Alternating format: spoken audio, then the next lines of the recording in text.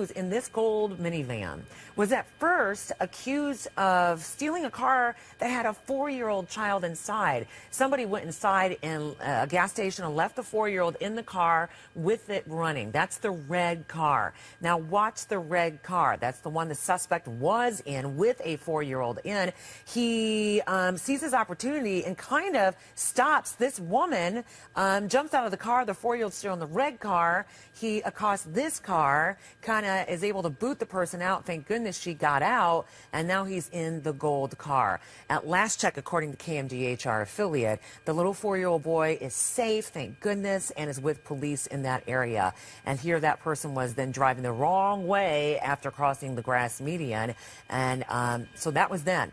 Here this person is now. You can see the roads are a little bit more closer to the snowy areas because PJ said they had some snow here. But this chase continues as time ticks away. According to KMGH, the suspect was able to avoid some of the stop sticks, you know, that police will put down, and was able to do so twice. So this is the carjacking of the gold minivan. The affiliate says that was on I-76. We've been watching this for some time now. You go from municipality to municipality. You're switching different jurisdictions, so I would imagine you can get more and more police and authorities involved here beyond the highway patrol. I also have Benny Politan, who, you know, he's not only a newsie, he's a legal eagle as well, to tell me about that in terms of, so the guy was accused of stealing a car, must have noticed, oh my gosh, there's a 4-year-old here, and then made the switch to the other car. Benny, it couldn't have been because he thought, oh, I'm going to fool everybody by being in a different color car. He had to know the helicopters were on him. Absolutely, but the desperation, and look at the speeds, Robin. This is unreal and incredibly dangerous. You're talking about the desperation of this person because you've already carjacked 2 cars, endangered the welfare of a child, possible abduction charges as well. And then what is this person on the run for to begin with? There's probably something else, you know, either a warrant or other charges that are out there. So it's absolutely serious at this moment. And if, in fact, more cars get on the road, it's going to get even more dangerous, potentially, for folks out there in Colorado. Yeah, I'm updating right now my tablet here, just seeing what the local station that is providing this video is saying. The good thing is the child that was in the red car has been found safe after it was left at, you know, in a car that was running at a gas station in the town of Loudmount, and then you saw the suspect switch to this gold car.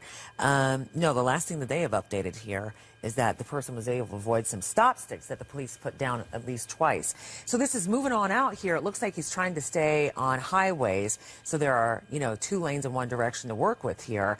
The scary part is, as you said, is he's overtaking different traffic. What happens when he's not able to get around, and then has veered, as we've seen him do this morning, veered into the traffic going the wrong direction in that lane out of desperation, like Vinny notes, to get away from authorities. I have not seen authorities encounter him for a while, and I'm wondering if you have more than one media helicopter on him, or if it's just the helicopter here able to keep tabs on this. Yeah, as they keep tabs on him, I mean, he's going nowhere. We know how these things always end, Robin. The big question mark is, will anyone get hurt or harmed? And that's the concern of police. And, you know, eventually he's going to run out of space or run out of gas, or they'll be able to set up again, those sticks and shred the tires and have the vehicle stop. And that's the same thing, too, with a helicopter. You can only fly so long without having to refuel. So I'm wondering how long that will be as well. Look how much faster he's going than everybody in the left lane. But, you know, if you are not, I don't know, listening to local news in your car, you don't know about this crazy person coming up and overtaking you. And if you get in the way of him, well, you know, getting away is his most important thing right now, not necessarily whether he's going to bump and nick your car. Yeah, and the one thing about this driving on the highway right now is you don't have the issue of stoplights, and that's when things get really dangerous, when we see the chases that end up off the highway onto regular side streets and you've got stoplights. Here, all the traffic's moving. It's not terribly congested, but you do have some of these merges, and it looks like you're getting closer and closer to a more populated area. as this chase continues, and that's their big concern as well. Yeah, so this, his speeds have varied widely, that local station is reporting. And the air tracker, the helicopter that you're watching right now, I'm on KMGH's weather, I'm sorry, I'm on KMGH's website, and they were saying that the helicopter reports that it was going 102 knots and having trouble keeping up with this minivan. So that gives you a pretty good idea about, oh gosh, that was a near miss, about how fast the guy is trying to get away. Mike Brooks, who as a law enforcement analyst, is on the phone here. So if you're law enforcement authorities, Mike, I don't know if you can see a monitor, but we've had to switch jurisdictions by now, I would think. How does that work? Well, the producers are telling me, Rob, that he's on, excuse me, on 470, which is an interstate that runs around Denver, and Longmont is a little bit north and east of Denver, right off I-25, because I know that area real well. Okay. And 470, when you get in certain areas, it's a toll road. So he's going to be having to blow by some of the toll booths, and you see him, I say right now, Robin and Vinny, he's going at least 80 right now. I'd say right around 80 miles an hour. So you've got a number of small departments in and around. You've got Longmont, then you come down. You've got Boulder, then you've got Thornton, Denver, Aurora. Now he's taking an exit. He's taking an exit now off of 470. So okay. He just ran into a car that was at the. He's jumping out, you guys. I do have this on a few seconds delay so that you're not going to see anything that you wouldn't normally want to see on morning television. We are sensitive to that. So he's jumped out of the car. Seems to be waving his hands. And doing what? Now he's jumped back in. Kind of a moment of decision for him. The car is smoking after it had a fender bender. It might be a flat. With a white car at an intersection here. And now under the underpass, now back out. Boy, if he has a flat, he's going to be his own stop stick, won't he? Is going here. I wonder if he jumped out and thought, okay, maybe I can switch to this white car, but then was a little too close to the white car, and he rear ends the black car right in front of him. The black car is getting rear end right in front of him.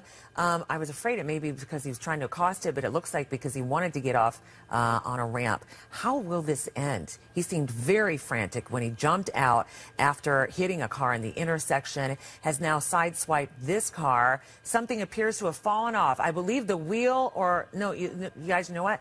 Run. No, not you. I mean, car. Drive away from him, drive away. The tire fell off. The tire fell off, but I wish this person would just drive away. Oh, why wouldn't you just drive away? Oh, my God. Okay, he's accosted a third car, but the woman was trying to stop him. Let's hope that there's no child or other person in this third car he has taken. Gosh, I guess you don't know why someone hits you if you're the one being accosted, and so you don't know to drive. I wish you could hear us saying, drive, get away, get away, get away. Now he's going the wrong way. This is car number 3. Car number 3, after the tire fell off on car number 2. She tried to get back in that car. Let's hope and pray that there are no children inside or any other person inside. Go ahead, well, Mike. Robin, now it looked like when he stopped initially, he got out and it was like, come get me, and then he jumped back in the minivan. Then we saw the tire fall off. Do we know exactly what road? Mike, he's driving against the traffic now. He's driving against the traffic. He's driving against the traffic, and you're asking, do we know exactly what road he's on? I don't, but it looks like it's more populated. It's not 470 there's homes now. there on the side. Yeah, now we're like in a municipality here. We're not on the highway. It looks almost like Highlands Ranch to me. It looks like the Highlands Ranch area, possibly. Okay, he just ran into another car, has jumped out. You know, it's frantic how he jumps out. Okay, police have cornered him. He's jumping out and running, just flat out running now, depending on his feet. So at this intersection where he hit another car, he's jumped out. Tried to get into another car and tried to get into that car when law enforcement came around the corner.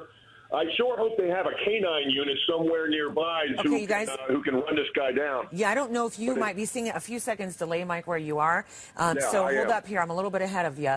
It looks like he has run to a business, run around the business, and has ditched his dark jacket and seems to be running out of some steam here. Police were on foot following him, now is trying to get over this barrier. He's really desperate I mean, okay, police are on foot and within inches of him. He's laying down and giving up. Best thing to do. 3 cops are on him. He tried to jump over the fence. Never once tried to give up here.